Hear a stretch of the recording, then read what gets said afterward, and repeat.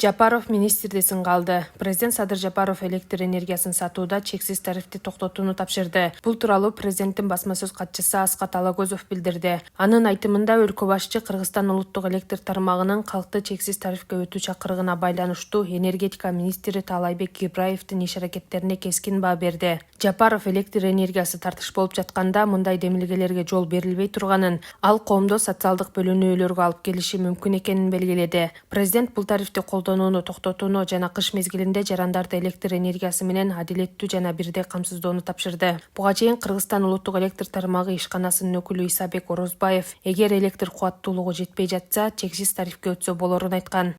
5 киловатт бизде тариф бар, биз лимит деген чектөөсүз тариф бар.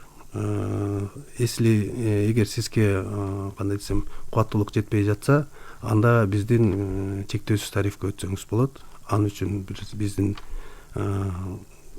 тармактык ишканага кайрылсаңыз, бизге максимум 1 күндүн 2 күндүн ичинде сизге ошол тарифке өткөрүп, чектөөсүз кубаттуулугуңузду көтөрүп берүүгө даярбыз.